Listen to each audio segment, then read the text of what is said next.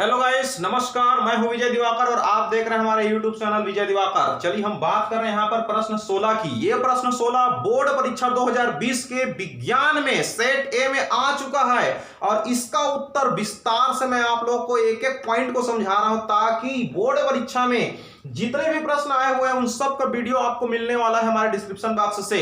तो बिल्कुल आप ध्यान दीजिए प्रश्न 16 को कि किस तरह से बोर्ड परीक्षा में बच्चे जो है लिखेंगे इसको और किस तरह से आपकी तैयारी होगी। अगर आप ध्यान से समझेंगे शुरू से आखिरी तक तो ऐसे प्रश्न बिल्कुल चुटकी में हल कर लेंगे आप बोर्ड परीक्षा में। और इस प्रश्न की तैयारी भी आपको अभी करवा सकता हूं मैं आप लोग के लिए। इसके लिए आपको ध्यान से देखना पड़ेगा एक एक पॉइंट को समझते हुए।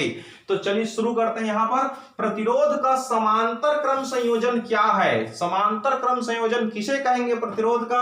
और तीन प्रतिरोध को समांतर क्रम में जोड़कर परिणामी प्रतिरोध ज्ञात कीजिए। सबसे पहले मैं आप लोगों को बात करूंगा प्रतिरोध का। ध्यान दीजिए प्रतिरोध क्या होती है? चालक धातु से बना हुआ एक तार है।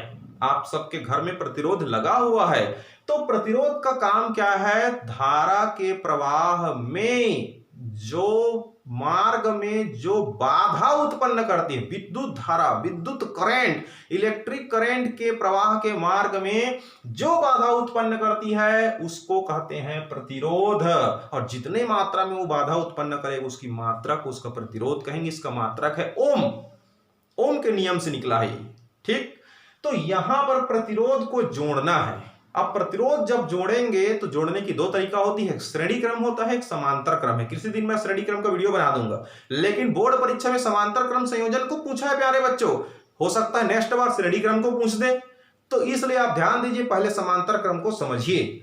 तो प्रतिरोध को समांतर क्रम में जोड़ना है। समांतर रेखा जैसे कि ये रेखा, ये देखो, ये दो यहां पर मार्कर पेन है, ऐसी तीन मार्कर पेन ले लेंगे, एक ऊपर में, एक बीच में, एक नीचे में। तो इस तरह से अगर हम तीनों को रखें समांतर रेखा की तरह जैसे गणित में होता है तो ये कहलाएगी समांतर क्रम। देखो यहां पर समांतर क्रम में एक प्रतिरोध R1 है, दूसरा प्रतिरोध R2 है और तीसरा प्रतिरोध है R3। तीन प्रतिरोध को मैं समांतर क्रम में रखा हूं। अब इसको कैसे डिफाइन करेंगे? तीन प्रतिरोध को समांतर क्रम में इस तरह से व्यवस्थित करें कि इस प्रतिरोध का यह पहला सिरा है, ये उसका दूसरा सिरा, अंतिम सिरा। इस प्रतिरोध का ये पहला सिरा है और ये क्या है? उसका अंतिम सिरा है। इस प्रतिरोध का ये पहला सिरा है और ये उसका क्या है? अंतिम सिरा है। तो तीन प्रतिरोध को इस तरह से समांतर क्रम में रखें कि तीनों प्रतिरोधों के पहला सिरा, इसके जो पहला सिरा है वो तीनों प्रतिरोध के पहला सिरा एक ही तार से, एक ही सर्किट से जोड़ते हुए बैटरी के धन ध्रुव से जुड़ा हो। करेक्ट।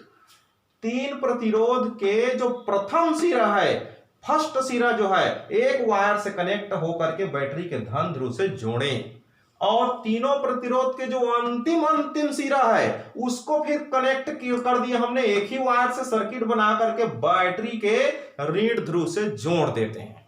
यह क्रम कहलाती है समांतर क्रम।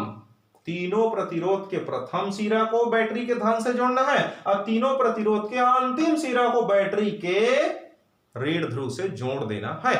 अब रास्ते में हमने क्या लगा दिया? यहां पर एक वोल्ट मीटर लगा दिया, एक समान वोल्ट दे रहे हैं हम तीनों को, एक विभवांतर भी लगा दिए यहां पर। और उसके बाद ये जो रास्ता आ रही है यहां पर एक अमीटर लगा दिए धारा मापने के लिए, कितना कितना करंट प्रवाहित हो रहा है उस धारा को मापने के लिए एक अमीटर लगा दिए, उसके प्लस और माइनस से जोड़ दिए। रास्ते में एक बटन लगा दिए, कुंजी, जिसको कहते हैं की कहते हैं, स्विच कहते हैं। इसको ऑन ऑफ करते हैं। चित्र में ऐसा दिखाया गया वैसा रहता नहीं है, इसको आप प्रैक्टिकली आप स्कूल में देखेंगे, किसी दिन मैं आपको लाइव बता दूंगा।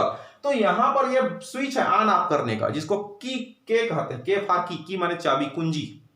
अब उसके बाद क्या होती है? यहां पर देखिए बैटरी, तीन बैटरी लगा हुआ है, बैटरी के ऋण ध्रुव से ये तार जुड़ गया कनेक्शन होकर के, उसके बाद धन ध्रुव से फिर दूसरा बैटरी, उसके ऋण ध्रुव से दूसरा बैटरी जुड़ा है। आप ध्यान दीजिए यहां पर, फिर उसके धन वाले से तीसरा बैटरी, उसके बाद उसके ऋण से ये दूसरा का जुड़ा हुआ है। इस तरह से तीन बैटरी को ऋण धन करते हुए हमने जोड़ दिया। फिर उसके बाद धन सिरे को इस प्रतिरोध के प्रथम सिरे से जोड़ देने से यहां से जा रही है आई धारा, आई करंट जा रही है, आई सर्किट माने कहना चाहिए विद्युत धारा की मात्रा आई जा रही है। लेकिन यहां पर क्या होना चाहिए? रास्ता तीन होने की वजह से, अलग अलग विभवांतर जाने की वजह से तीनों में यहां पर क्या होती है? देखिए धारा जो है बढ़ गया, I1 I2 I3 तीन मार्ग है, तीन मार्ग के कारण तीनों प्रतिरोध में अलग अलग धारा I1, I2 और I3 धारा प्रवाहित हो रही है तीनों प्रतिरोध में। तो अब क्या होती है, देखिए यहां पर जब तीनों प्रतिरोध में अलग अलग धारा प्रवाहित होती है तो ओम के नियम के अनुसार R1, R2, R3 ओम के नियम के अनुसार तीनों प्रतिरोध में बहने वाली जो धारा है अलग अलग, ओम का नियम कहता है I बराबर V बटे R, करेक्ट, धारा बराबर विभवांतर बटे प्रतिरोध। लेकिन I1 धारा के लिए वोल्टेज तो सेम दे रहे हैं हम तीनों को, वोल्टेज तो सेम दे रहे हैं हम यहां पर तीनों को, तीनों के लिए तुल्य वोल्टेज हम एम भी लगा दी यहां पर, तो वोल्टेज यहां पर हम सेम दे रहे हैं यहां पर भी वोल्टेज, तो I1 बराबर हो जाएगा V बटे R1। अगर दूसरा प्रतिरोध की बात करें तो I2 बराबर हो जाएगा V बटे R2। अगर तीसरा प्रतिरोध में जो धारा I3 आ रही है तो वो धारा I3 बराबर उसकी वोल्टेज भी भागित R3, I3 बराबर विभवांतर V बटे R3, R3 उसका प्रतिरोध है। तीनों में अलग अलग धारा और तीनों का अलग अलग प्रतिरोध, लेकिन विभवांतर वोल्टेज सेम।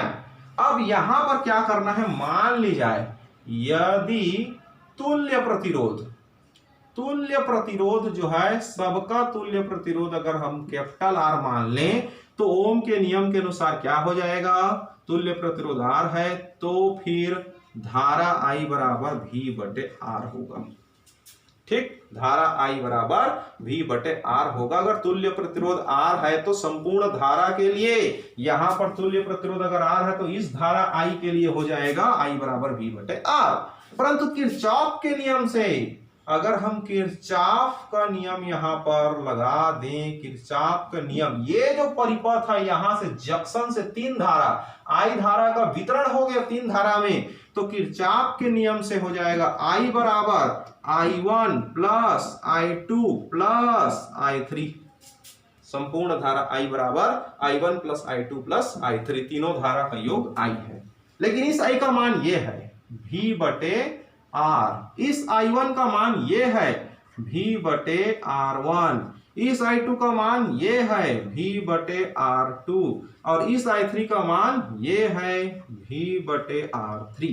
यहां से V को बाहर निकालिए प्यारे बच्चों, V को कॉमन लीजिए, V कॉमन लेंगे तो आपके सामने बचेगा 1 बटे R1, 1 बटे R2 और 1 बटे R3 और ये दोनों भी कैंसिल्ड हो जाएगा।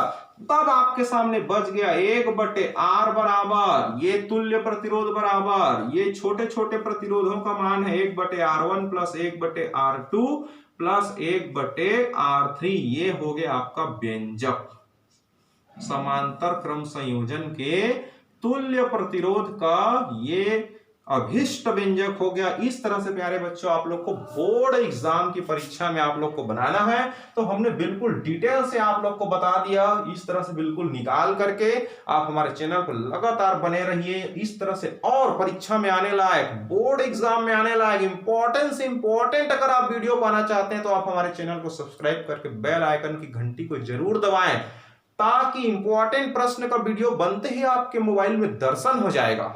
Thank you so much.